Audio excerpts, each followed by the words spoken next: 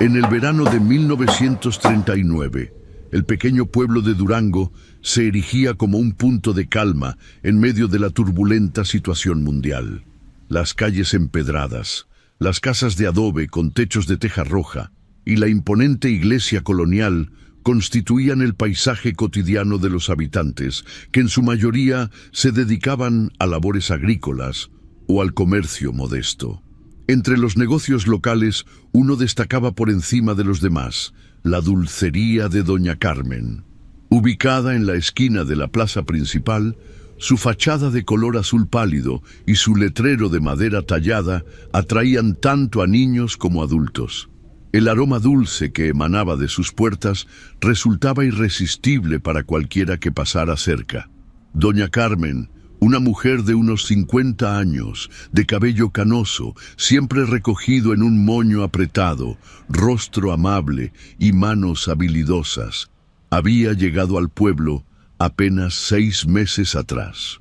Nadie sabía exactamente de dónde venía, solo que había aparecido un día con sus maletas y en menos de un mes había establecido el negocio que ahora era la delicia del pueblo entero.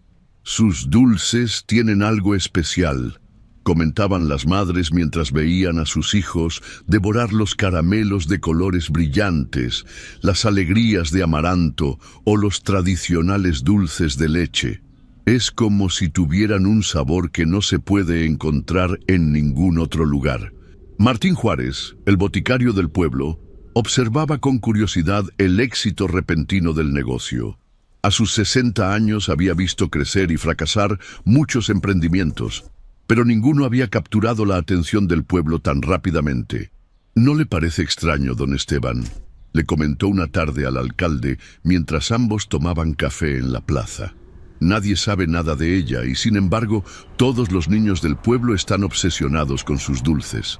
El alcalde, un hombre pragmático y poco dado a sospechas, se encogió de hombros.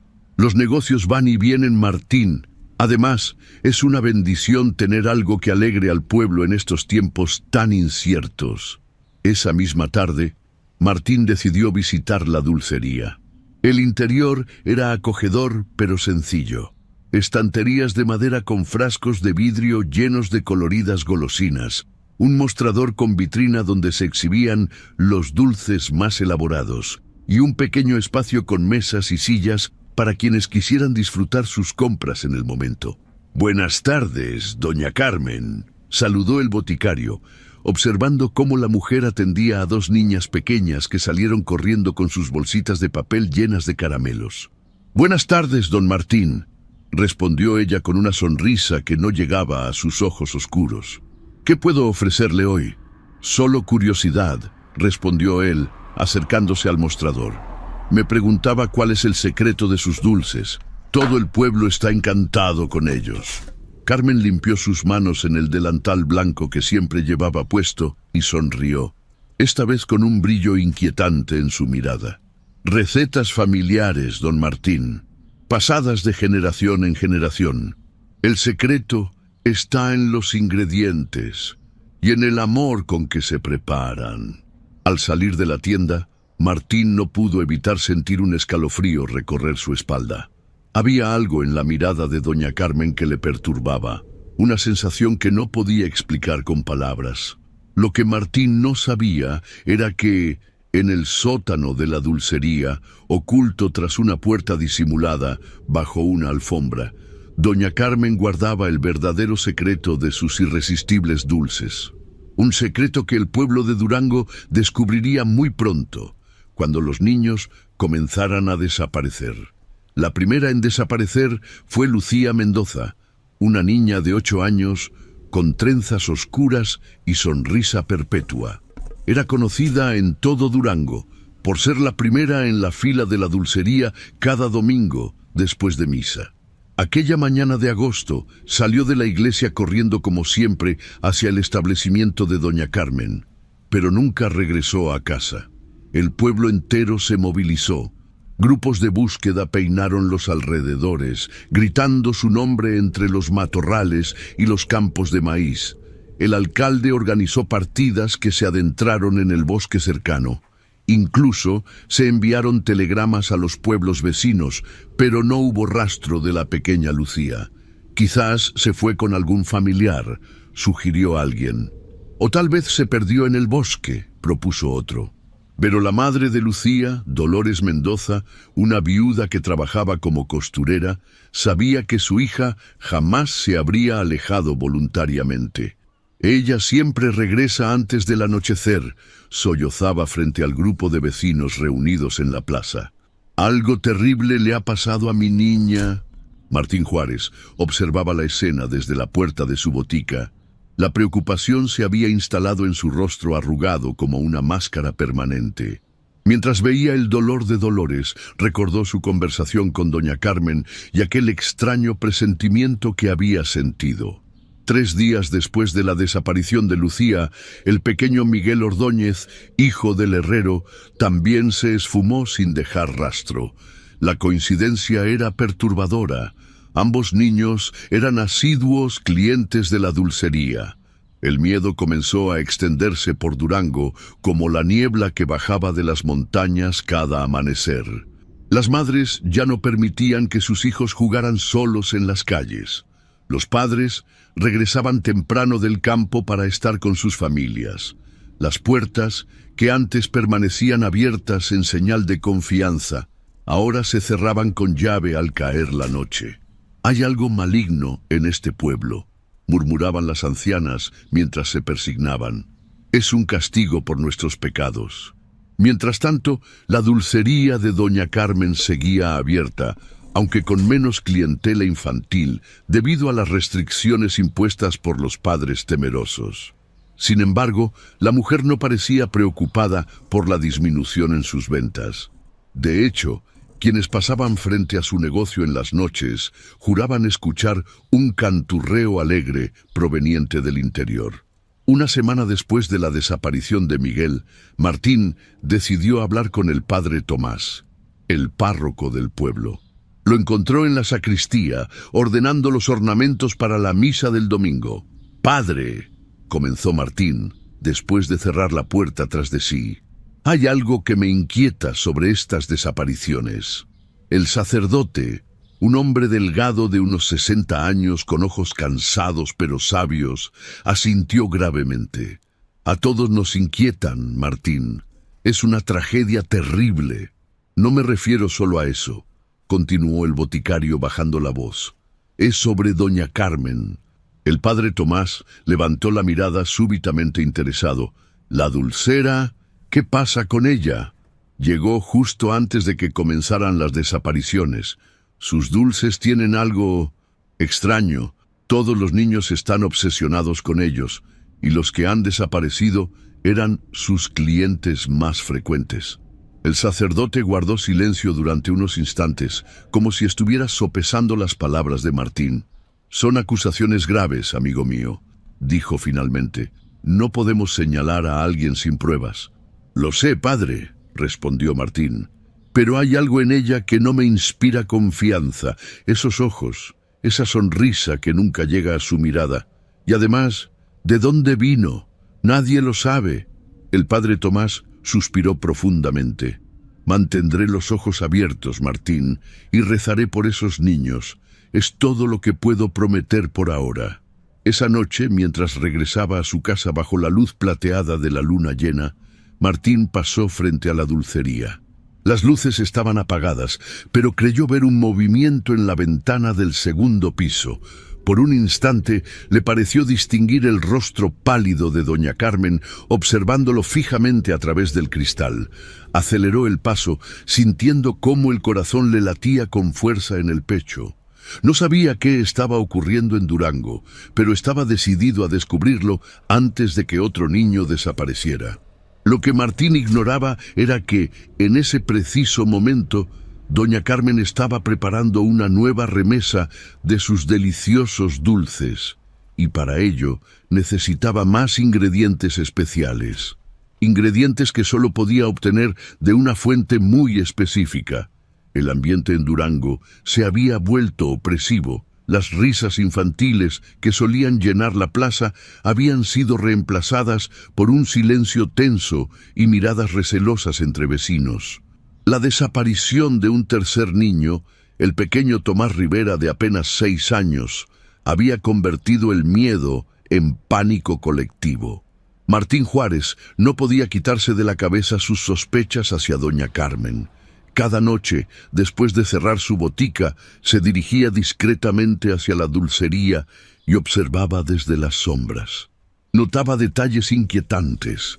Las luces del sótano permanecían encendidas hasta altas horas de la madrugada y ocasionalmente se escuchaban ruidos extraños, como el golpeteo de metal contra metal. Una tarde, mientras organizaba sus medicamentos, recibió la visita de Isabel Morales, la maestra del pueblo. Era una mujer joven, pero de carácter firme, respetada por todos por su dedicación a los niños. «Don Martín», dijo ella en voz baja, asegurándose de que nadie más pudiera escucharla, «necesito hablar con usted sobre algo preocupante». El boticario la invitó a pasar a la trastienda, un pequeño espacio donde preparaba sus remedios y que utilizaba como oficina improvisada. «He notado algo extraño en algunos de mis alumnos», continuó Isabel una vez estuvieron solos. «Los que frecuentan la dulcería de doña Carmen parecen diferentes. Están más pálidos, más delgados y extrañamente obedientes. Es como si estuvieran perdiendo su vitalidad poco a poco». Martín sintió un escalofrío recorrer su espalda. «¿Ha notado algo más?», preguntó, inclinándose hacia adelante. «Sí», respondió la maestra, retorciéndose las manos. «Muchos de ellos mencionan sueños extraños, sueños donde son invitados al sótano de la dulcería para probar dulces especiales». El boticario se levantó de su silla, visiblemente alterado. «Isabel, creo que debemos hablar con el alcalde. Mis sospechas sobre esa mujer cada vez son más fuertes. ¿Qué podríamos decirle? ¿Que sospechamos de alguien porque a los niños les gustan sus dulces? Necesitamos pruebas, don Martín». «Entonces las conseguiremos», respondió él con determinación. Esa misma noche, después de asegurarse de que todas las luces de la dulcería estaban apagadas, Martín e Isabel se acercaron sigilosamente al negocio. La calle estaba desierta, iluminada únicamente por la luz tenue de algunas farolas y la luna menguante. «Esto es allanamiento», susurró Isabel, nerviosa pero decidida. «Si nos descubren...» «Si tengo razón», interrumpió Martín, «estaremos salvando vidas, y si me equivoco, aceptaré las consecuencias». Usando una pequeña horquilla que Isabel llevaba en el cabello, Martín logró forzar la cerradura de la puerta trasera. El interior de la dulcería estaba sumido en tinieblas, pero el olor dulzón que impregnaba el aire era inconfundible, aunque ahora, en la oscuridad, parecía tener un matiz nauseabundo. Con la ayuda de una pequeña linterna que Martín había traído, comenzaron a explorar el local.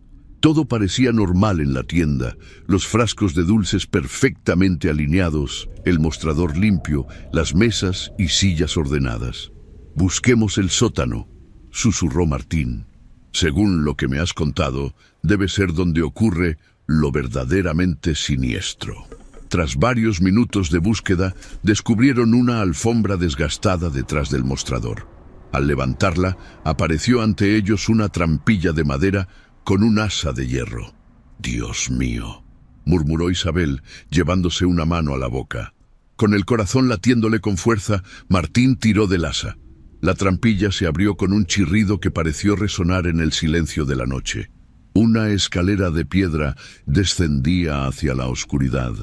«Quédate aquí», le dijo a Isabel. «Si algo sucede, corre a buscar ayuda». «No», respondió ella con firmeza. «Vamos juntos». Bajaron lentamente, el haz de la linterna iluminando los escalones húmedos y mohosos. El olor dulzón se intensificaba a medida que descendían, mezclándose ahora con otro aroma más penetrante y desagradable que ninguno de los dos pudo identificar de inmediato. Al llegar al final de la escalera, Martín dirigió la luz hacia el frente. Lo que vieron les heló la sangre. El sótano era amplio y estaba dividido en dos áreas. En una había un gran horno de piedra, varias mesas de trabajo con utensilios de repostería y numerosos frascos con polvos de diferentes colores. En la otra, separada por una cortina parcialmente corrida, se encontraban 3 pequeñas jaulas, y dentro de ellas, acurrucados y temblorosos, estaban Lucía, Miguel y Tomás. Isabel ahogó un grito y Martín tuvo que sujetarla para que no corriera hacia los niños. «Espera», susurró, «podría ser una trampa». Mientras evaluaban la situación, notaron algo más sobre una de las mesas. Un libro de aspecto antiguo, abierto en una página donde se podía leer una receta escrita a mano. Martín se acercó cautelosamente y dirigió la luz de la linterna sobre el texto. «Polvo de huesos para dulces de vigor eterno», leyó en voz baja, sintiendo cómo el horror se apoderaba de él. Los huesos de los niños, especialmente aquellos que aún conservan la inocencia y la vitalidad, proporcionan el ingrediente más poderoso para la longevidad. De repente, una voz fría y serena resonó detrás de ellos. «Veo que han descubierto mi pequeño secreto». Martín e Isabel se giraron bruscamente. En lo alto de la escalera, recortada contra la luz tenue que venía de la tienda, estaba la figura de doña Carmen, sosteniendo un largo cuchillo de carnicero que brillaba siniestramente. «Ahora tendré que incluirlos en mi próxima receta», añadió con una sonrisa que por primera vez alcanzó sus ojos oscuros, revelando una maldad que hizo temblar a ambos intrusos. La figura de doña Carmen descendía lentamente por la escalera, el cuchillo firme en su mano derecha y una expresión de calma perturbadora en su rostro. No parecía molesta por la intrusión, más bien daba la impresión de que hubiera estado esperando ese momento. «Siempre supe que eras demasiado curioso, Martín», dijo con voz suave, casi melodiosa, «desde el día en que viniste a mi tienda con tus preguntas sobre mis recetas». Martín e Isabel retrocedieron hasta chocar contra la mesa donde estaba el libro. Los niños en las jaulas, al ver a la dulcera, comenzaron a sollozar silenciosamente.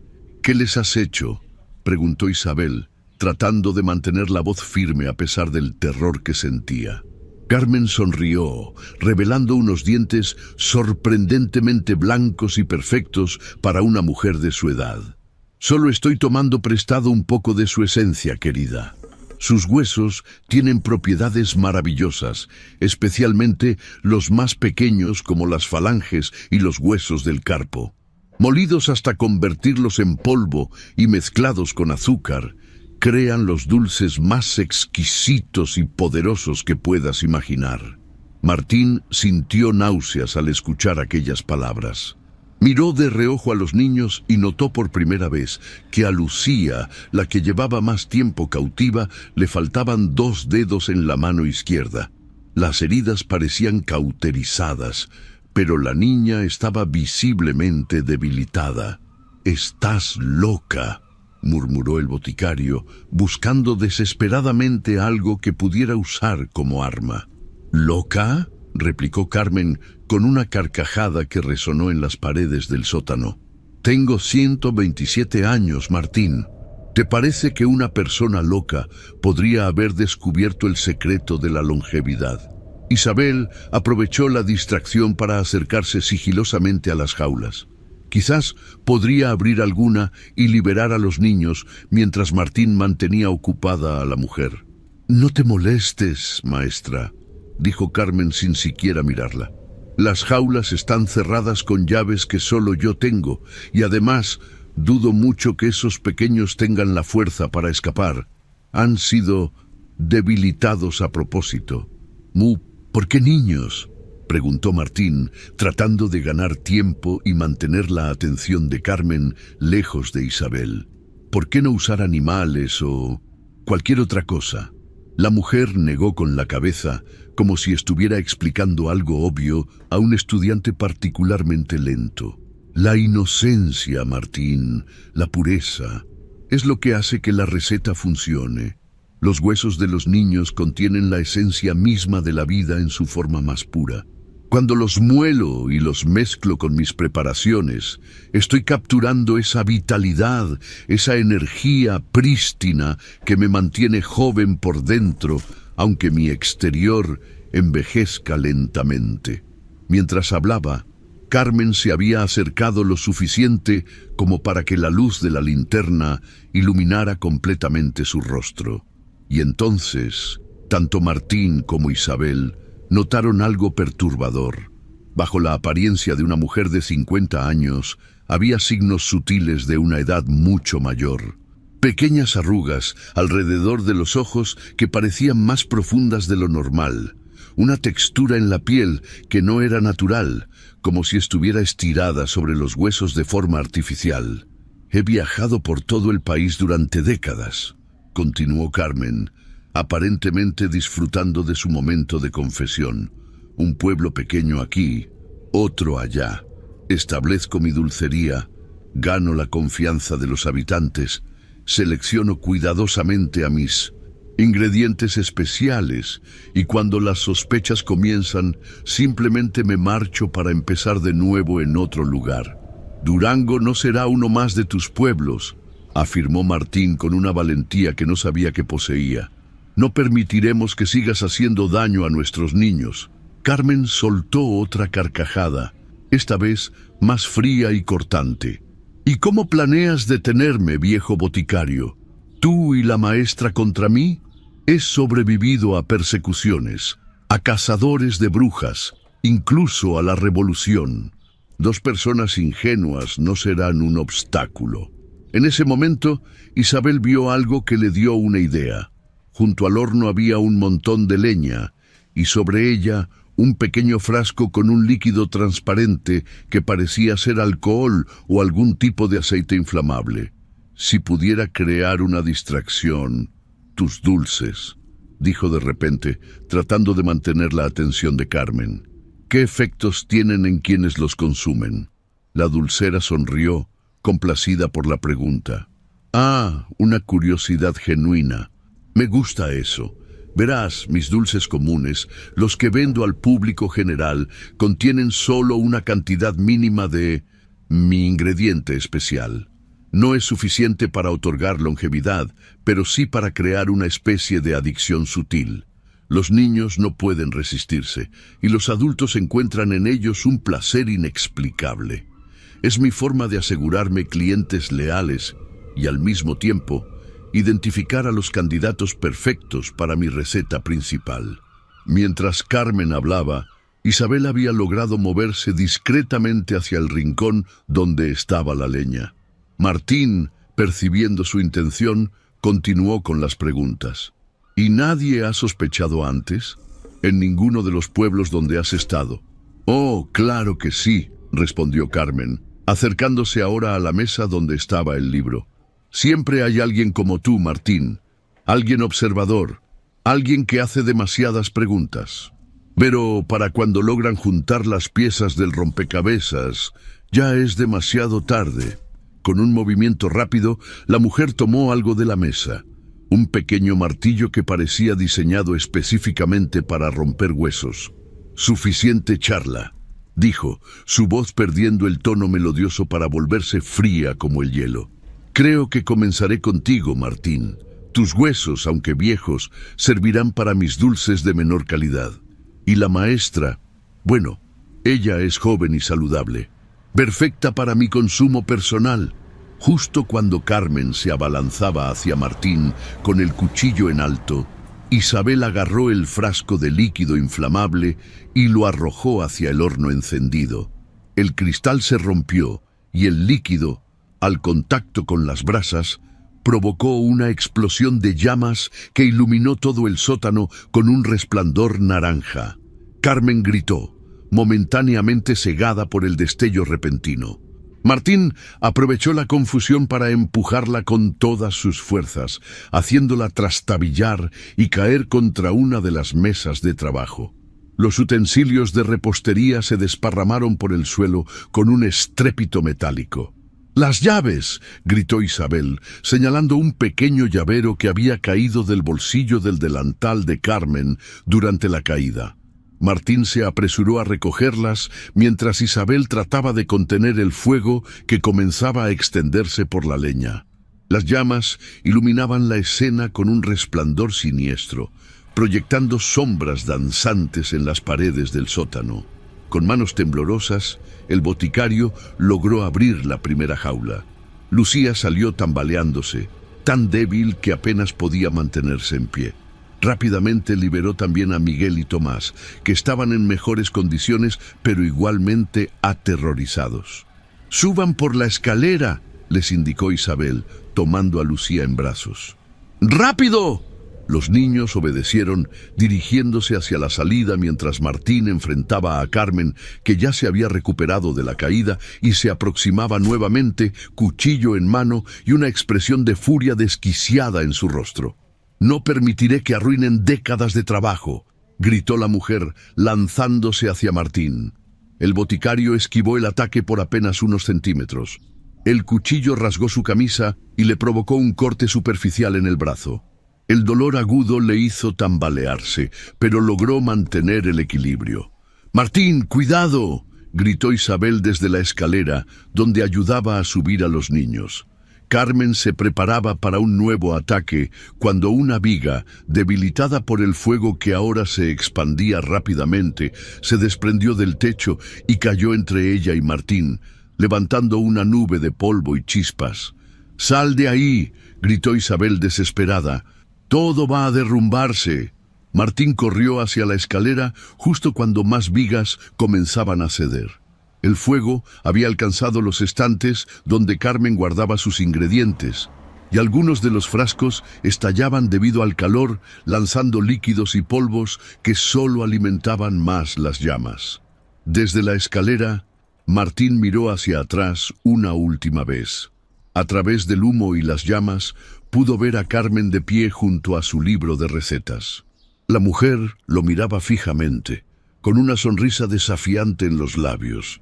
«Esto no termina aquí», la escuchó decir antes de que otra viga cayera, bloqueando completamente la visión.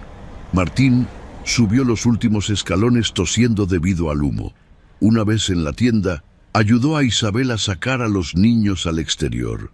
El fuego ya había comenzado a extenderse al piso superior de la dulcería.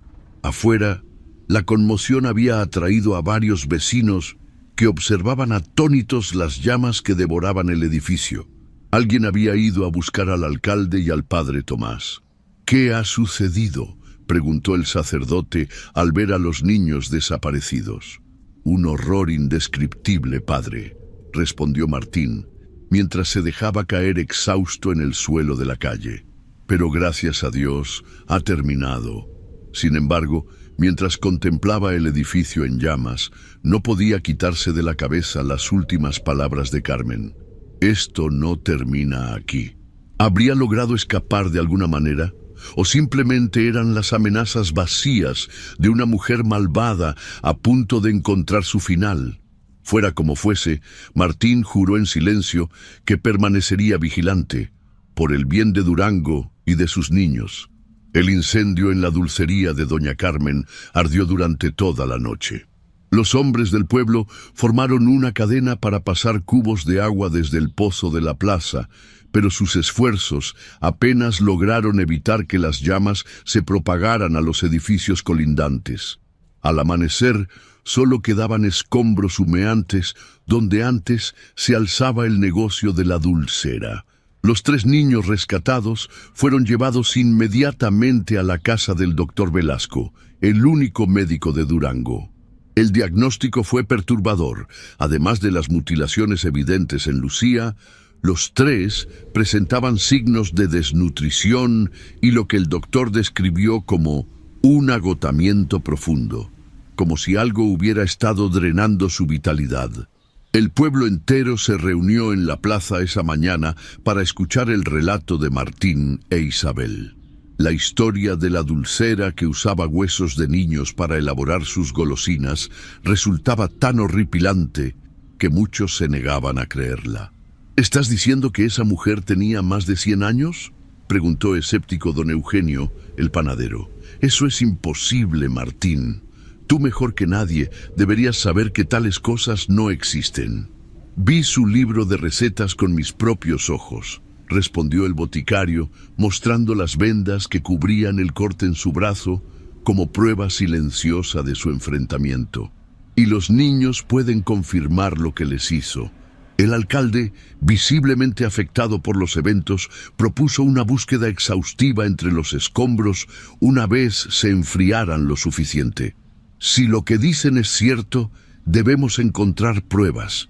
Y más importante aún, debemos asegurarnos de que esa mujer no sobrevivió al incendio. La búsqueda comenzó al día siguiente. Hombres con pañuelos cubriendo sus rostros para protegerse del polvo y el hollín, removían cuidadosamente los restos carbonizados de la dulcería. Encontraron la entrada al sótano parcialmente derrumbada, pero lograron despejarla lo suficiente para que algunos voluntarios pudieran descender. Lo que descubrieron confirmó la historia de Martín e Isabel. Las jaulas, aunque retorcidas por el calor, aún eran reconocibles. Los utensilios de repostería, mezclados con herramientas más siniestras, y, lo más perturbador, pequeños huesos humanos en diversos estados de procesamiento. Sin embargo, algo crucial faltaba. No había rastro del cuerpo de doña Carmen. Quizás quedó completamente calcinada, sugirió alguien. O tal vez logró escapar por alguna salida secreta antes de que el fuego se extendiera demasiado, respondió Martín, verbalizando su mayor temor. El padre Tomás, que había estado observando la escena en silencio, se acercó a Martín con expresión grave. Hay maldades en este mundo que van más allá de nuestra comprensión, Martín, dijo el sacerdote en voz baja. Si lo que dices sobre esa mujer es cierto, si realmente tenía más de un siglo de vida gracias a sus prácticas, entonces quizás estamos enfrentando algo más que una simple criminal. Martín asintió lentamente. ¿Cree que podría haber sobrevivido, padre? No lo sé, respondió el sacerdote, pero creo que deberíamos estar preparados para esa posibilidad. En los días siguientes, el pueblo intentó recuperar una apariencia de normalidad. Las familias de los niños rescatados celebraban su regreso, aunque la recuperación, especialmente para Lucía, sería larga y difícil. El doctor Velasco había conseguido tratar sus heridas físicas, pero el trauma psicológico era una herida más profunda que solo el tiempo podría sanar. Isabel, la maestra, dedicaba horas extras después de la escuela para ayudar a los 3 niños a procesar lo vivido. Les hacía dibujar, hablar sobre sus miedos y les aseguraba constantemente que estaban a salvo, que la mujer malvada ya no podría hacerles daño. Pero mientras el pueblo sanaba sus heridas visibles, Martín no podía sacudirse la sensación de inquietud. Cada noche, al cerrar su botica, miraba hacia los restos de la dulcería y se preguntaba si realmente habían visto el final de doña Carmen. Una semana después del incendio, el boticario recibió una visita inesperada. Era Dolores Mendoza, la madre de Lucía. «Don Martín», dijo la mujer con ojos enrojecidos por el llanto, pero con una determinación férrea en su voz. «Necesito preguntarle algo, y quiero que me responda con toda sinceridad». «Por supuesto, Dolores. ¿Qué ocurre?» «Mi Lucía. Ella habla en sueños, grita cosas sobre dulces que brillan en la oscuridad, y sobre una mujer que le dice que volverá por ella. ¿Es posible que esa monstruo siga viva?» Martín sintió un nudo en la garganta. Quería tranquilizar a la madre afligida, decirle que todo había terminado, pero no podía mentirle. «No encontramos su cuerpo, Dolores. Quiero creer que pereció en el incendio, pero la verdad es que no puedo estar seguro». La mujer asintió lentamente, como si la respuesta confirmara sus propios temores. «Hay algo más», continuó.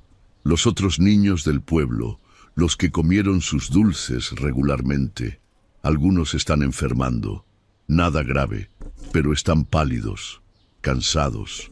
El doctor Velasco dice que es solo el miedo, la impresión de lo sucedido, pero yo creo que es algo más.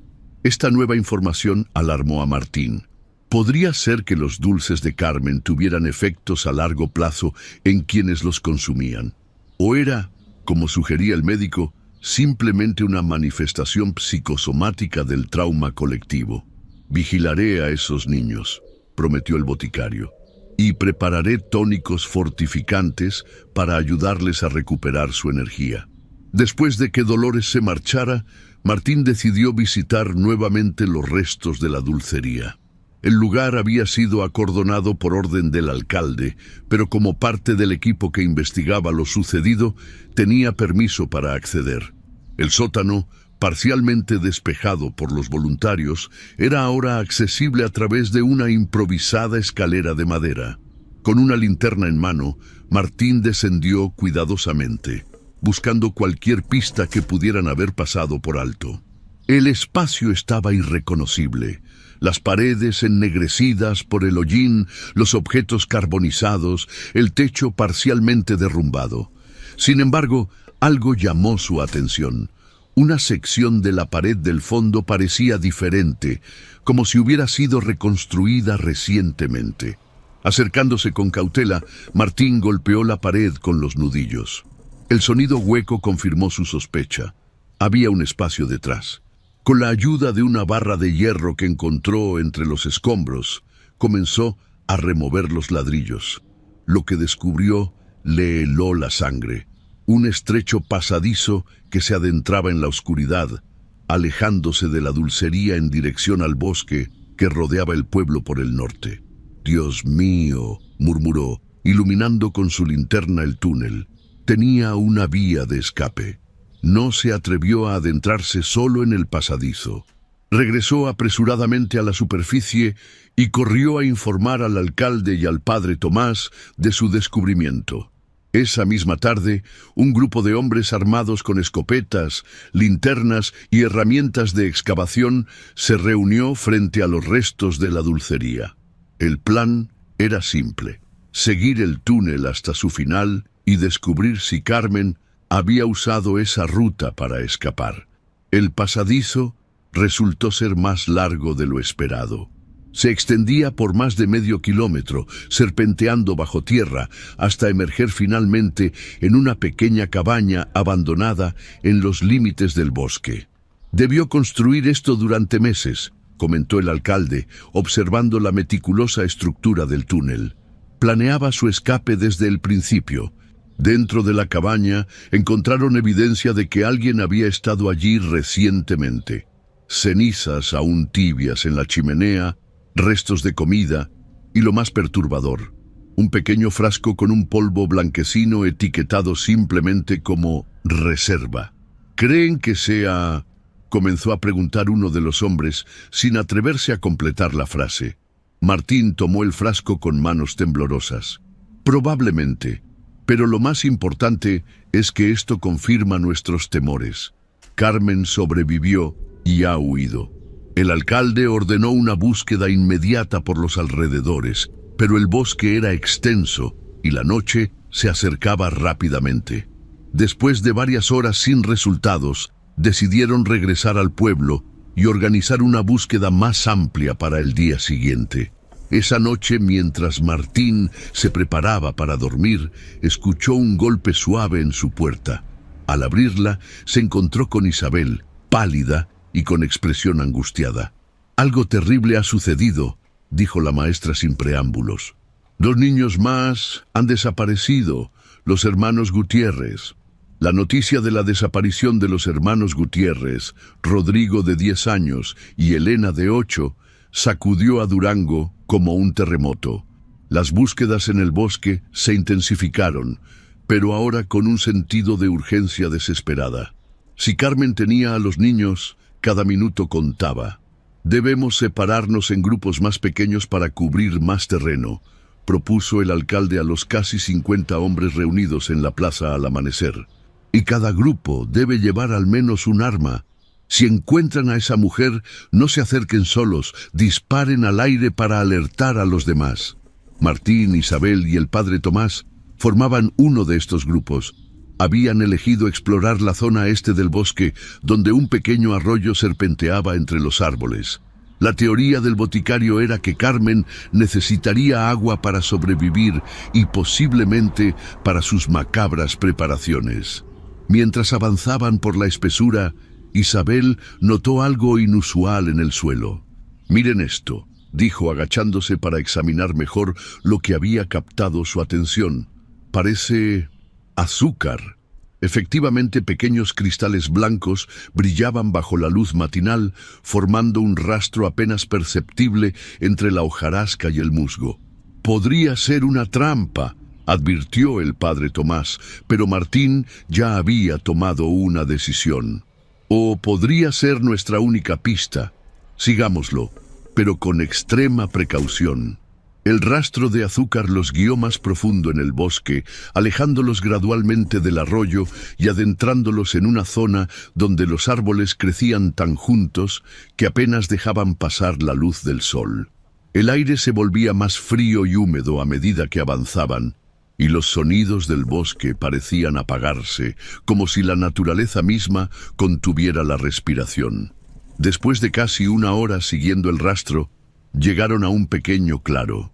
En el centro, parcialmente oculta por enredaderas y musgo, se erguía una estructura de piedra que parecía haber estado allí durante siglos. Un antiguo molino abandonado, con su rueda hidráulica inmóvil y cubierta de líquenes. «Un molino tan lejos del pueblo», susurró Isabel confundida. «Probablemente data de la época colonial», explicó el padre Tomás. Antes había asentamientos dispersos por toda esta región, muchos de los cuales fueron abandonados durante las guerras y revoluciones. Martín observaba la estructura con creciente inquietud. El rastro de azúcar llevaba directamente a la puerta desvencijada del molino. «Está ahí dentro», murmuró. «Puedo sentirlo». «Deberíamos disparar al aire ahora», sugirió el sacerdote. «Alertar a los demás grupos antes de acercarnos más». Pero antes de que pudieran decidir su próximo movimiento, un sonido desgarrador atravesó el silencio del bosque. El grito agudo de una niña, proveniente del interior del molino. «¡Elena!», exclamó Isabel, reconociendo la voz de su alumna. Sin pensarlo dos veces, Martín se precipitó hacia el molino, seguido de cerca por Isabel y el padre Tomás.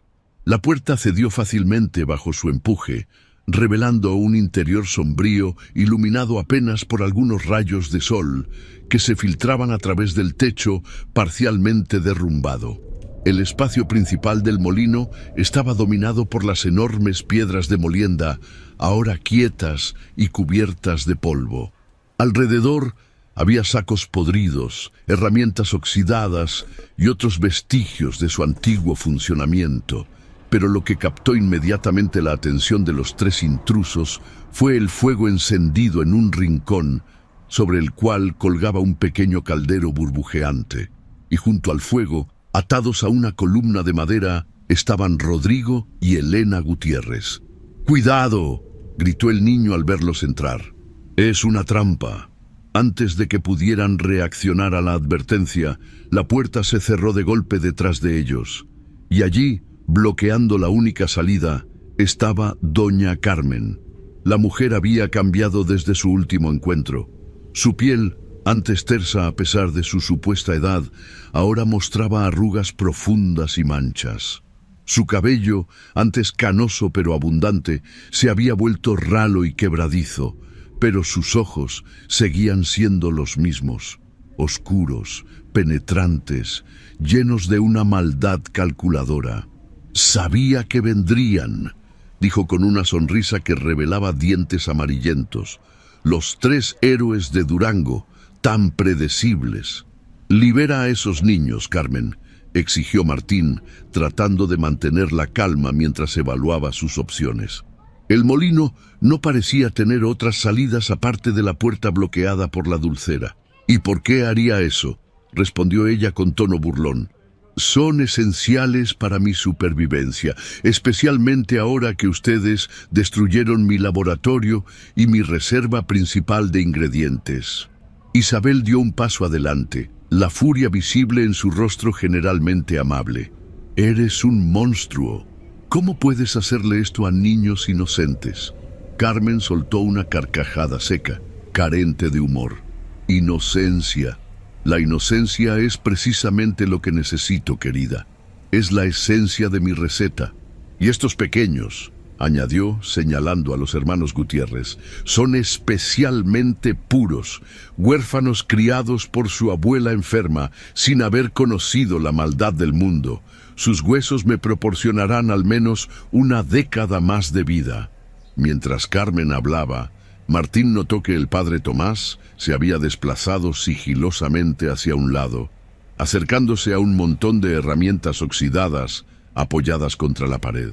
¿Y qué pasará cuando esos niños se acaben?, preguntó el boticario, intentando mantener la atención de Carmen en él.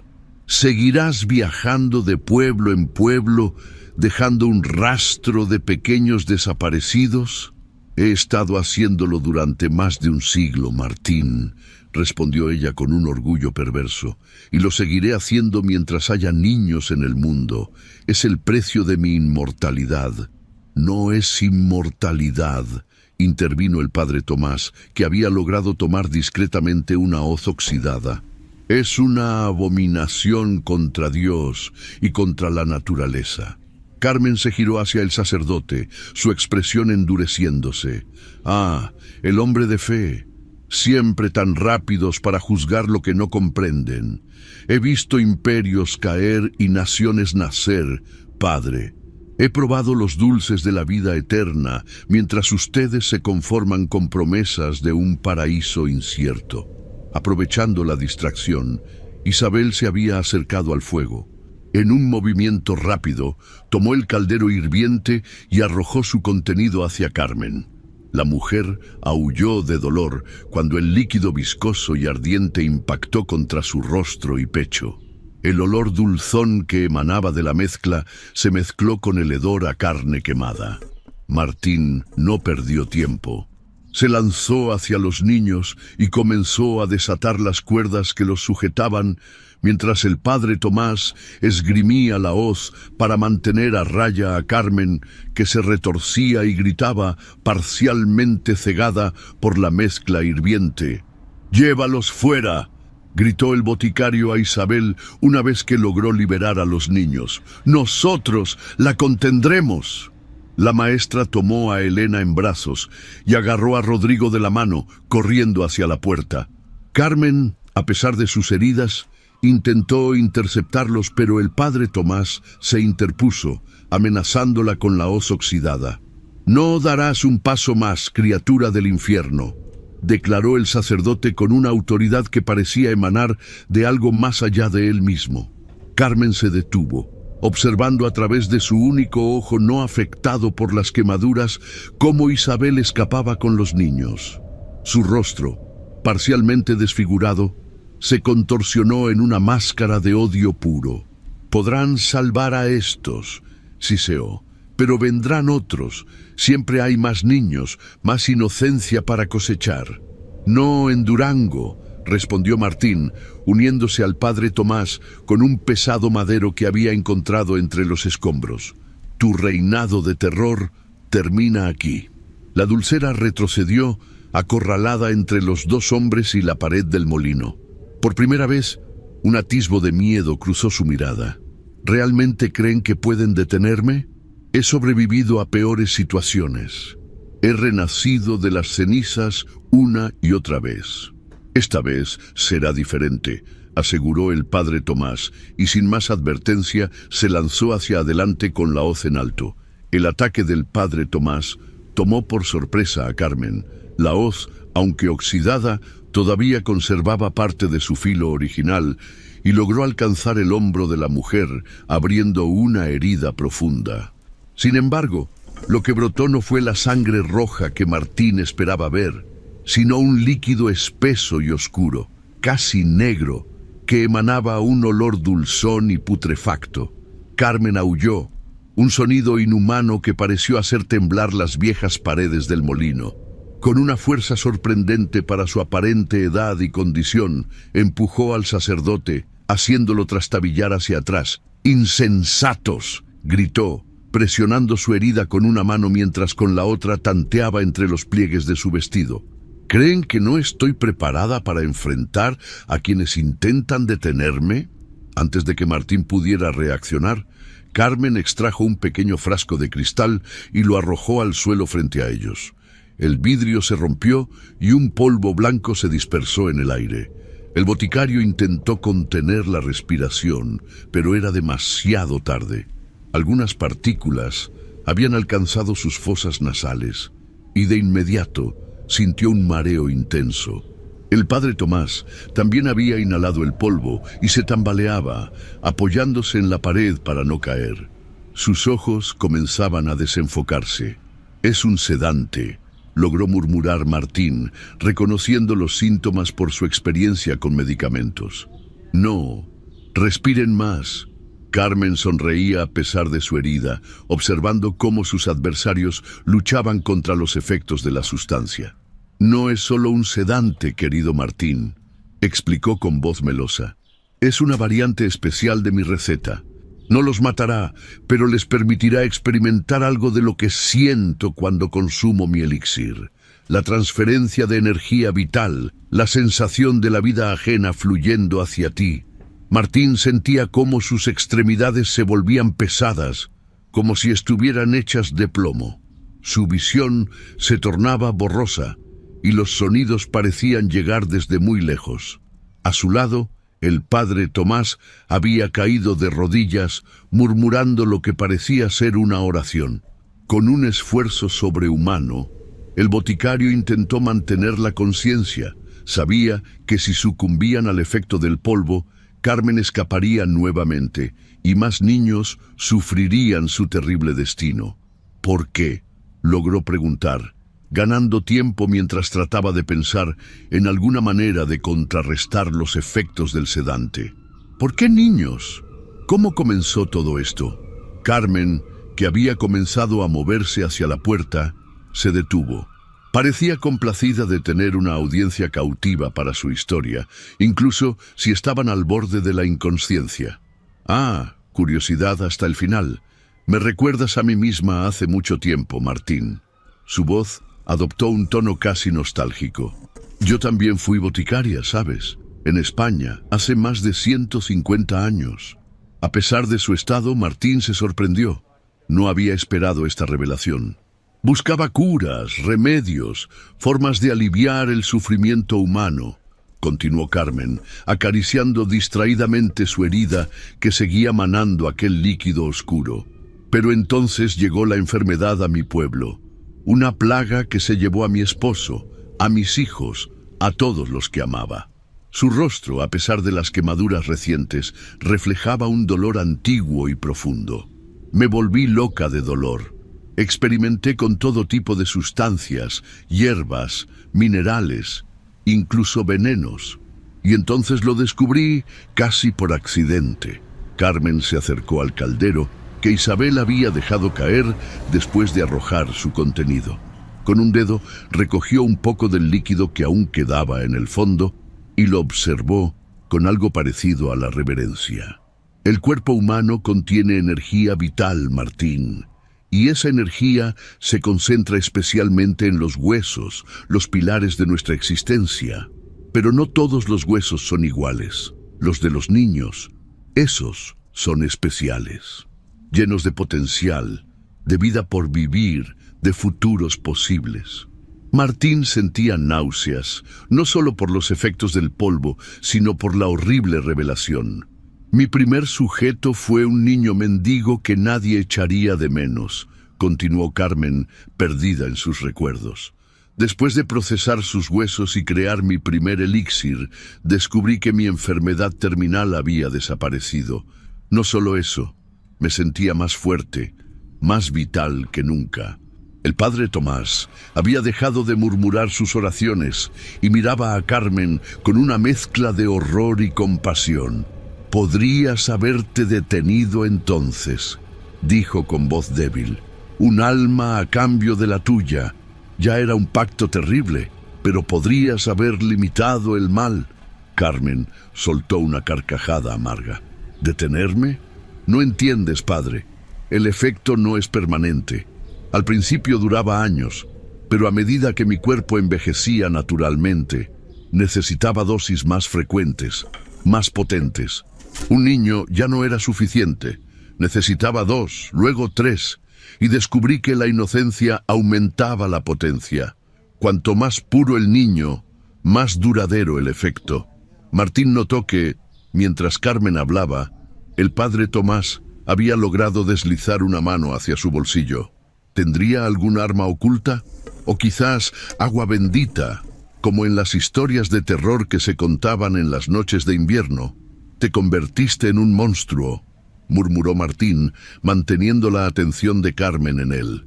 Me convertí en una superviviente, corrigió ella, acercándose nuevamente a la puerta, y seguiré siéndolo. Ahora, si me disculpan, debo marcharme. Tengo que encontrar un nuevo hogar, un nuevo pueblo con niños frescos y mentes ingenuas que no sospechen de una anciana dulcera. Justo cuando Carmen alcanzaba la puerta, el padre Tomás extrajo de su bolsillo un pequeño frasco de vidrio oscuro. Con un movimiento sorprendentemente ágil para alguien bajo los efectos de un potente sedante, lo arrojó hacia la mujer. El frasco se rompió a los pies de Carmen, liberando un líquido transparente que salpicó sus piernas y el borde de su vestido. Por un momento no ocurrió nada, y la dulcera sonrió con desdén. ¿Agua bendita, padre? Me temo que no soy un demonio de sus historias religiosas. Soy algo mucho más terrenal y, por lo tanto, mucho más difícil de... Sus palabras se interrumpieron cuando el líquido comenzó a humear allí donde había tocado su piel. Carmen gritó, un sonido agudo y desgarrador que reverberó en las paredes del viejo molino. «No es agua bendita», explicó el padre Tomás, con voz débil pero firme. «Es una solución de plata purificada. Martín me la dio después de nuestra primera sospecha sobre ti. La plata tiene propiedades purificadoras contra lo impuro, sea demoníaco o simplemente antinatural». Carmen se retorcía de dolor mientras la solución de plata quemaba su piel como si fuera ácido. El líquido oscuro que emanaba de su herida en el hombro parecía estar coagulándose, volviéndose más espeso y negro. «¡Malditos sean!», gritó, intentando alejarse de ellos, pero el dolor la hacía tambalearse. «No tienen derecho. He visto más vida que cualquiera de ustedes. He probado la inmortalidad». «No es inmortalidad», respondió Martín, luchando por mantenerse consciente. «Es solo una existencia prolongada, robada a costa de vidas inocentes, y termina hoy». Con un esfuerzo supremo, el boticario logró ponerse de pie y avanzar hacia Carmen. Ella intentó retroceder, pero su espalda chocó contra la pared del molino. Estaba acorralada. «No te acerques», advirtió, su voz mezclando furia y miedo. «Tengo más polvos, más pociones. Puedo hacer que tus últimos momentos sean una agonía». Pero antes de que pudiera alcanzar otro de sus frascos, la puerta del molino se abrió de golpe. Isabel entró, seguida por el alcalde y varios hombres del pueblo, todos armados. «Los niños me contaron lo sucedido», explicó la maestra, evaluando rápidamente la situación. «Están bien. El polvo», logró decir Martín, señalando los restos del frasco roto. «Sedante, ten cuidado». El alcalde y sus hombres rodearon a Carmen, manteniendo una distancia prudente pero bloqueando cualquier posible escape. «Se acabó, señora», declaró el alcalde. «Pagará por sus crímenes contra nuestros niños». Carmen miró a su alrededor, viendo su situación desesperada. Su rostro, parcialmente desfigurado por las quemaduras recientes, se contrajo en una mueca de odio puro. «Pueden capturarme», dijo con voz venenosa, «pero no soy la única. Hay otros como yo, buscando la vida eterna a través de medios que ustedes ni siquiera pueden imaginar. El conocimiento no morirá conmigo». «Quizás no», respondió el padre Tomás, que había logrado ponerse de rodillas con la ayuda de Isabel. «Pero al menos Durango y sus niños estarán a salvo de ti». Dos de los hombres se acercaron para sujetar a Carmen, llevando pañuelos sobre sus rostros para protegerse del polvo residual en el aire. La mujer no opuso resistencia física, pero sus ojos, incluso el dañado por las quemaduras, brillaban con una promesa silenciosa de venganza. Mientras la sacaban del molino, Martín se dejó caer nuevamente al suelo, exhausto y aún luchando contra los efectos del sedante. Isabel se arrodilló a su lado sosteniendo su cabeza. «Lo logramos», murmuró el boticario. «La atrapamos». «Sí», respondió Isabel, pero su voz no sonaba completamente convencida. Pero sus palabras, sobre otros como ella, «¡Ey! Pueden ser solo amenazas vacías», intervino el padre Tomás, una última intentona de sembrar el miedo. Martín asintió débilmente, queriendo creer que era así, pero en el fondo de su mente la duda persistía. Si Carmen había encontrado ese terrible secreto, ¿quién podía asegurar que otros no lo habían descubierto también? Mientras los hombres del pueblo los ayudaban a salir del viejo molino, el boticario miró hacia el cielo despejado, prometiéndose a sí mismo que permanecería vigilante. Por el bien de Durango, por el bien de todos los niños, porque algunos horrores, una vez descubiertos, nunca desaparecen completamente. El regreso a Durango fue sombrío y silencioso. Carmen, con las manos atadas y escoltada por 4 hombres armados, caminaba con dificultad debido a las quemaduras causadas por la solución de plata. Detrás de ella, otros 2 hombres ayudaban a Martín y al padre Tomás, aún afectados por el polvo sedante. Isabel marchaba junto a ellos, su rostro marcado por la determinación y el alivio de haber rescatado a los hermanos Gutiérrez. El pueblo entero se congregó en la plaza al verlos llegar. Murmullos de asombro y horror recorrieron la multitud cuando vieron el estado de Carmen, su rostro parcialmente desfigurado por las quemaduras, la herida en su hombro que seguía manando aquel líquido oscuro, y sus piernas, donde la solución de plata había dejado marcas que parecían quemaduras profundas. «¡Al calabozo con ella!», ordenó el alcalde, señalando la pequeña cárcel del pueblo, un edificio de piedra con apenas 2 celdas, raramente utilizadas, excepto para encerrar a algún borracho ocasional o viajero problemático. Mientras los guardias llevaban a Carmen al interior, el doctor Velasco se acercó apresuradamente a Martín y al padre Tomás. «¿Qué les ocurrió?», preguntó, examinando sus pupilas dilatadas y notando su dificultad para mantenerse erguidos. «Algún tipo de polvo sedante», explicó Isabel. «Carmen lo arrojó cuando la confrontamos».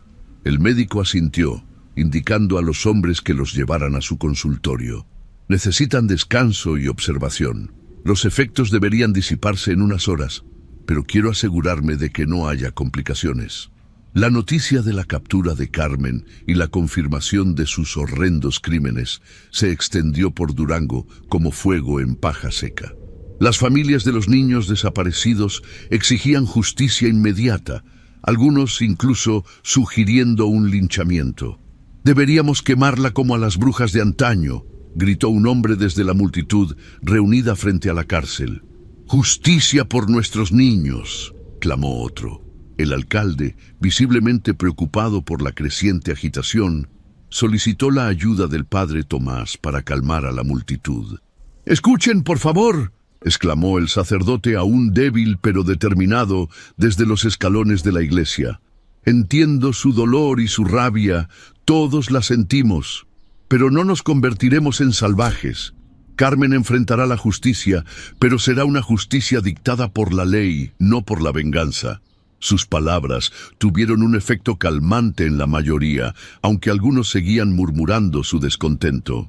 El alcalde aprovechó el momento para anunciar que enviaría un telegrama a la capital del estado, solicitando la presencia de un juez y una escolta para trasladar a la prisionera a una cárcel más segura. «Mientras tanto», añadió, «estableceremos turnos de guardia.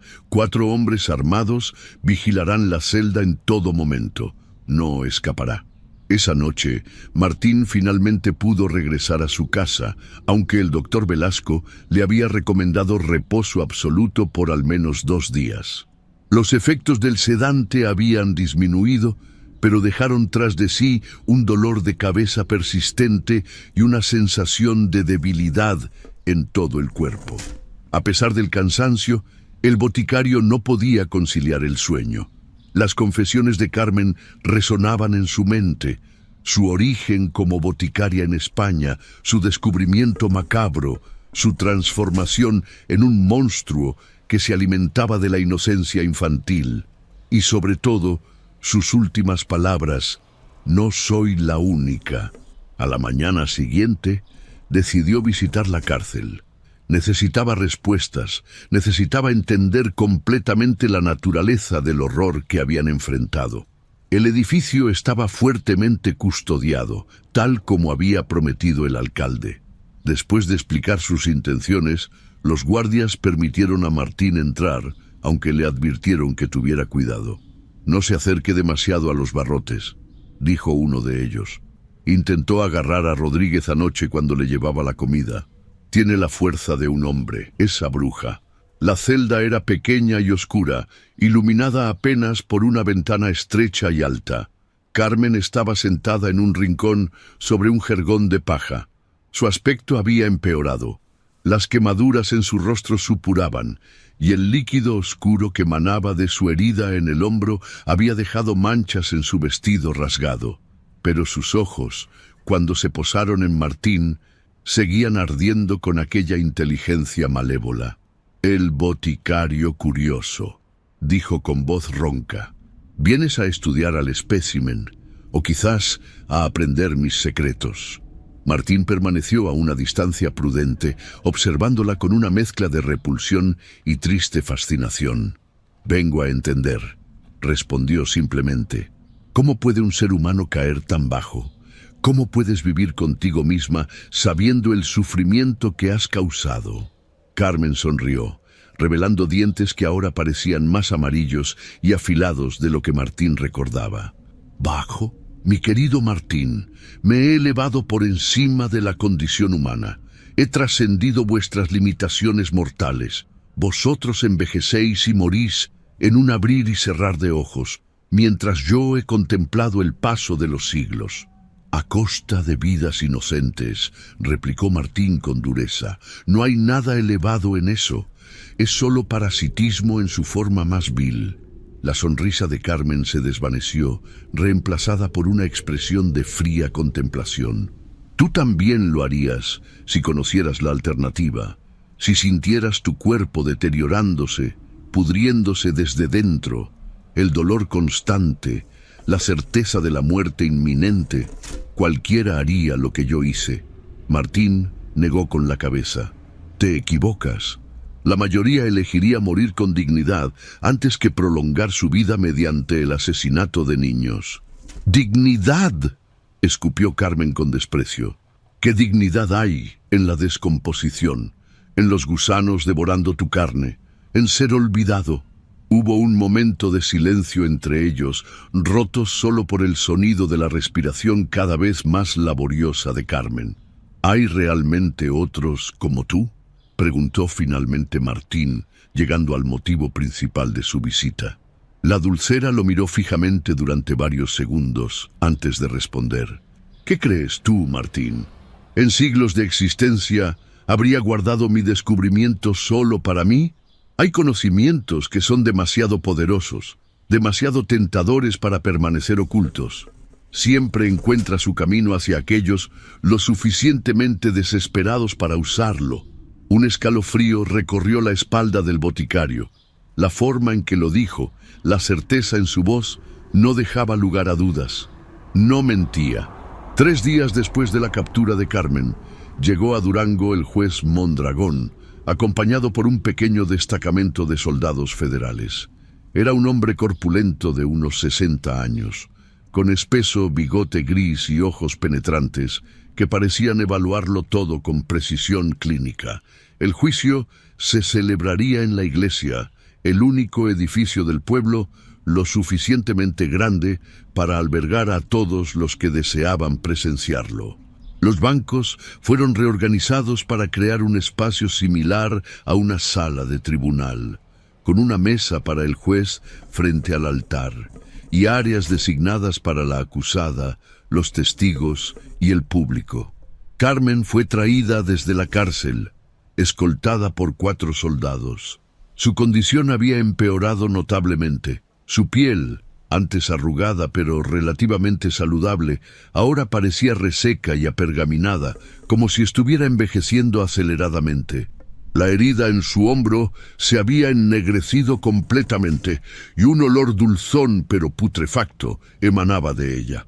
«La prisionera parece enferma», comentó el juez al alcalde mientras observaba cómo la sentaban en el banco de los acusados.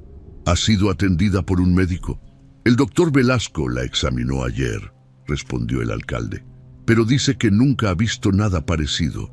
Es como si su cuerpo estuviera descomponiéndose mientras aún vive».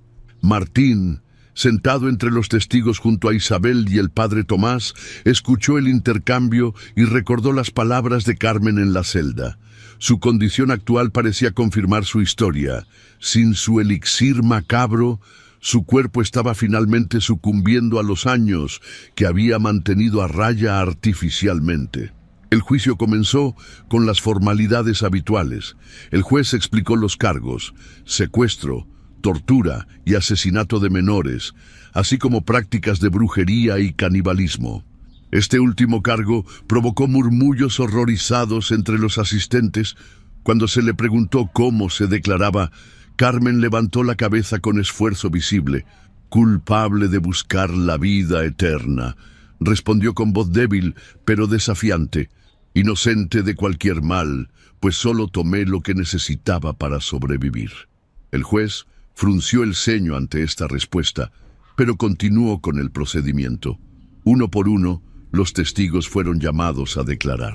Primero fue Dolores Mendoza, la madre de Lucía, quien entre lágrimas describió la desaparición de su hija y los horrores que la niña había relatado sobre su cautiverio. «Le faltan 2 dedos», sollozó, mostrando la mano vendada de la pequeña que se aferraba a su falda. «Dice que la bruja se los cortó mientras dormía y cuando despertó ya no estaban. Solo había vendajes empapados en algo dulce para que no se infectaran». Luego vino el testimonio de los hermanos Gutiérrez, quienes hablaron sobre cómo Carmen los había atraído hacia el bosque con la promesa de dulces especiales que les devolverían la salud a su abuela enferma. «Dijo que eran mágicos», explicó Rodrigo, el mayor, «que curaban cualquier enfermedad, pero cuando llegamos al molino nos ató y dijo que nuestros huesos serían el ingrediente principal». Martín, Isabel y el padre Tomás fueron los últimos en testificar, relatando su investigación, el descubrimiento del sótano en la dulcería y finalmente la captura de Carmen en el viejo molino. El boticario también compartió con cierta reluctancia las confesiones que la mujer le había hecho tanto en el molino como en la celda. «Afirma tener más de 150 años», concluyó, «y que logró esta longevidad antinatural mediante el consumo de partes de niños, específicamente sus huesos molidos hasta convertirlos en polvo». El público en la iglesia respondió con expresiones de horror y repulsión. Algunas madres abrazaron protectoramente a sus hijos, mientras que varios hombres escupían al suelo en señal de desprecio hacia la acusada. Durante todo el proceso, Carmen permaneció mayormente silenciosa, observando a los testigos con una expresión que oscilaba entre el desdén y una extraña satisfacción, como si disfrutara del impacto que sus crímenes causaban en la comunidad. Finalmente, el juez Mondragón pidió silencio y se dirigió directamente a la acusada. ¿Tiene algo que decir en su defensa antes de que dicte sentencia? Carmen se irguió con visible esfuerzo. Su rostro, ahora casi completamente desfigurado por las quemaduras y el acelerado envejecimiento, se contorsionó en lo que parecía una sonrisa. Solo esto. Todos ustedes me juzgan desde su limitada perspectiva mortal. Me ven como un monstruo porque han sido condicionados a aceptar la brevedad de sus existencias. Pero yo vi más allá. Me atreví a desafiar los límites impuestos por la naturaleza y por su Dios. Y por eso, por ese coraje, seré recordada mucho después de que todos ustedes sean polvo y huesos en sus tumbas olvidadas. Un silencio sepulcral siguió a sus palabras. El juez Mondragón la observó largamente antes de hablar. Carmen Vidal, comenzó, utilizando por primera vez su apellido, que había sido descubierto en un antiguo registro encontrado entre sus pertenencias. Este tribunal la encuentra culpable de todos los cargos. Por sus crímenes atroces contra los más inocentes de nuestra sociedad, por su total falta de remordimiento y por la naturaleza perturbadora de sus acciones, la sentencio a muerte. La ejecución se llevará a cabo mañana al amanecer, mediante fusilamiento.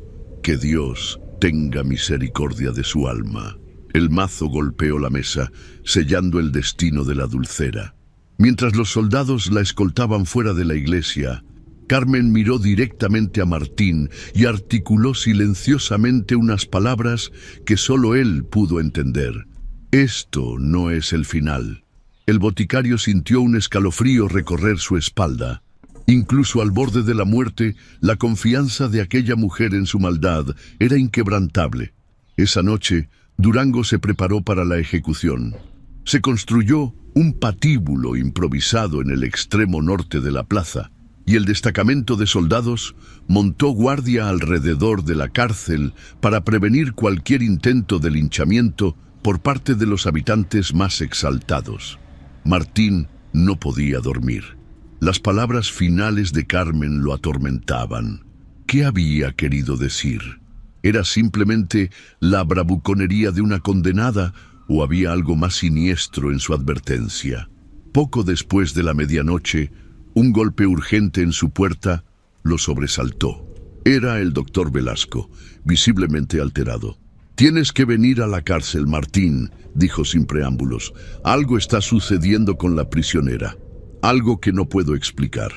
La cárcel estaba iluminada por antorchas cuando Martín y el doctor Velasco llegaron. Los soldados parecían nerviosos, reunidos en el pasillo frente a la celda de Carmen, manteniendo una distancia prudencial. «¿Qué ocurre?», preguntó el boticario al teniente que comandaba el destacamento. «Vea por usted mismo», respondió el militar, señalando hacia la celda. «Comenzó hace aproximadamente 1 hora. El guardia me llamó diciendo que la prisionera estaba cambiando». Martín se acercó cautelosamente a los barrotes, acompañado por el doctor.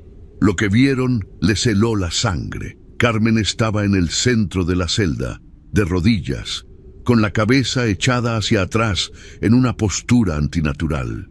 Su piel, que ya mostraba signos de deterioro acelerado, ahora parecía estar literalmente desprendiéndose de su cuerpo en largas tiras que caían al suelo como papel viejo. Pero lo más perturbador era que, bajo esta piel desechada, no aparecía carne o sangre, sino una sustancia oscura y cristalina que brillaba tenuemente a la luz de las antorchas. «Dios mío», murmuró el doctor Velasco. «¿Qué es eso?». Carmen pareció escucharlos a pesar de su estado. Lentamente giró su cabeza hacia ellos. Sus ojos, antes oscuros, ahora eran completamente negros, sin iris ni pupila visible. «Martín», dijo con una voz que sonaba como si varias personas hablaran al unísono. «Justo a tiempo para presenciar mi transformación». El boticario retrocedió instintivamente. «¿Qué te está pasando?». «Te lo dije», respondió ella, mientras más piel se desprendía de sus brazos y rostro. «Esto no es el final, es solo otro comienzo. Cuando uno ha vivido tanto como yo, aprende que la muerte es solo una transición». El doctor Velasco se santiguó nerviosamente. «Esto va más allá de la ciencia», murmuró. «Deberíamos llamar al padre Tomás». Uno de los soldados fue enviado a buscar al sacerdote mientras los demás observaban horrorizados la transformación de Carmen. La sustancia cristalina negra ahora cubría casi todo su cuerpo, formando una especie de armadura brillante que se movía y pulsaba como si tuviera vida propia. «Es el azúcar», comprendió de repente Martín, recordando sus conocimientos de boticario. El azúcar cristalizado mezclado con lo que sea que queda de esos niños. Se está transformando en algo hecho de su propio elixir. El padre Tomás llegó apresuradamente, sosteniendo su Biblia y un pequeño frasco que Martín reconoció como agua bendita. Al ver el estado de Carmen, el sacerdote palideció. «En todos mis años», comenzó, pero no pudo terminar la frase. Carmen se puso de pie lentamente. Casi toda su piel humana se había desprendido, revelando una figura que parecía moldeada en cristal negro, con venas de rojo oscuro pulsando en su interior. Solo sus ojos y su boca conservaban algo remotamente humano, aunque ahora parecían aberturas en una máscara siniestra. «¡Sacerdote!», dijo con aquella voz múltiple. «Sus oraciones no tienen poder sobre mí. No soy un demonio de sus historias, sino algo mucho más antiguo y elemental, la voluntad humana llevada a su extremo lógico. El deseo de vivir eternamente, materializado». El padre Tomás, a pesar de su evidente terror, dio un paso al frente, sosteniendo en alto su crucifijo. «En el nombre de Dios», comenzó, «te ordeno que...». No pudo terminar.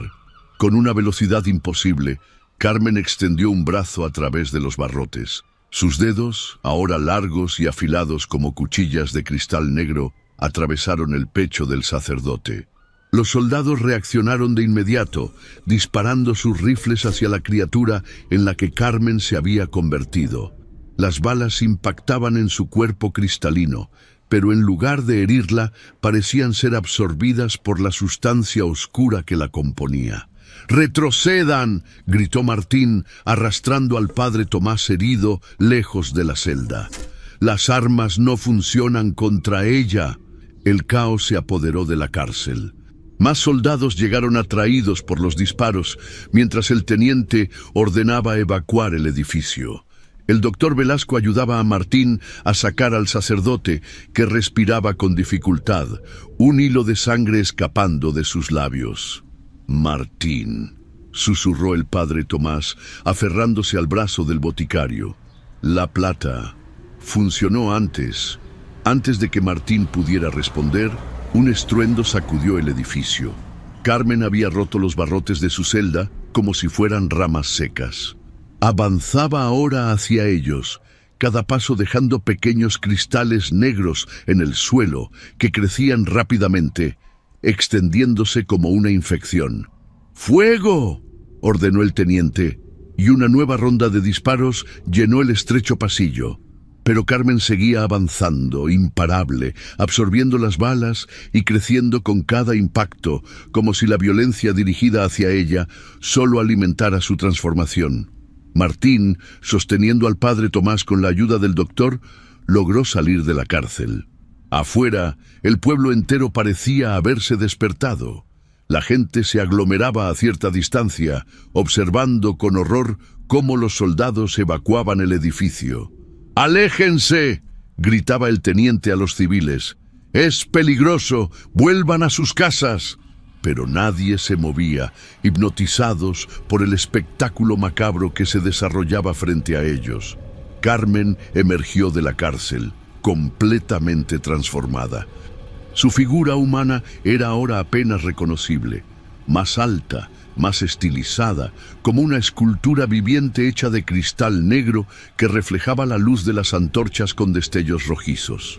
«Durango». Su voz resonó en la plaza, alcanzando a todos los presentes. «Me rechazaron, me juzgaron, me condenaron. Ahora serán testigos de mi verdadero poder». Extendió sus brazos, y de sus dedos cristalinos comenzaron a brotar hilos de aquella sustancia negra que se extendían por el suelo en todas direcciones, como raíces perversas buscando nutrientes. «¡La plata!», gritó Martín, recordando las palabras del padre Tomás. «Necesitamos plata purificada». Isabel, que se había unido a la multitud, corrió hacia él. «¿Qué está pasando? ¿Qué es esa cosa?» «Es Carmen, o en lo que se ha convertido», explicó Martín apresuradamente. «La plata la afectó antes en el molino. Necesitamos más, mucha más». La maestra asintió con decisión. «La iglesia tiene candelabros de plata y algunas familias tienen cubiertos y adornos. Los reuniré». Mientras Isabel corría a organizar la recolección, Martín observaba impotente cómo los tentáculos cristalinos de Carmen se extendían por la plaza, alcanzando a algunos desafortunados que no lograron retroceder a tiempo. Al tocarlos, las personas parecían congelarse momentáneamente para luego caer al suelo, súbitamente envejecidos, como si décadas de vida hubieran sido drenadas de ellos en segundos. «Está alimentándose», comprendió el boticario con horror, «absorbiendo la vitalidad de las personas para completar su transformación». El doctor Velasco, que había dejado al padre Tomás al cuidado de algunos vecinos, regresó junto a Martín. «¿Cómo detenemos esto?», preguntó, su voz quebrándose por el miedo y la incredulidad. «Fuego y plata», respondió Martín, recordando cómo habían detenido a Carmen la primera vez. «Si podemos derretir suficiente plata y de alguna manera hacer que la absorba o entre en contacto con ella». No necesitó terminar la frase. El doctor asintió, comprendiendo el plan. «Voy a buscar mis instrumentos. Podemos usar el fuego de la herrería para derretir la plata». La situación en la plaza empeoraba por momentos. Los soldados habían formado un perímetro y disparaban contra Carmen, pero las balas seguían siendo inútiles. Sus tentáculos cristalinos ahora alcanzaban los edificios circundantes, trepando por las paredes como enredaderas malignas. Isabel regresó con varios hombres que cargaban sacos y cajas llenas de objetos de plata, candelabros, cubiertos, joyería, monedas antiguas, todo lo que habían podido reunir en tan poco tiempo. «Lleven esto a la herrería», ordenó Martín. «Rápido, no tenemos mucho tiempo». Mientras el grupo se dirigía hacia la herrería, el boticario miró una última vez hacia la plaza. Carmen, o la criatura en que se había convertido, ahora se elevaba sobre un pedestal de cristal negro, contemplando el caos a su alrededor con aquellos ojos vacíos y oscuros. Por un instante, sus miradas se cruzaron y Martín sintió como si algo frío y antiguo examinara su alma. «No ganarás», murmuró, aunque sabía que ella no podía oírlo a esa distancia. «Durango no será tu festín». Con esa promesa silenciosa, corrió hacia la herrería, donde la última esperanza del pueblo tomaba forma en el fuego purificador que derretiría la plata, su única arma contra el horror cristalizado en el que la dulcera se había transformado. Porque algunos secretos, como el de la inmortalidad robada, exigían un precio demasiado alto, y Durango ya había pagado suficiente.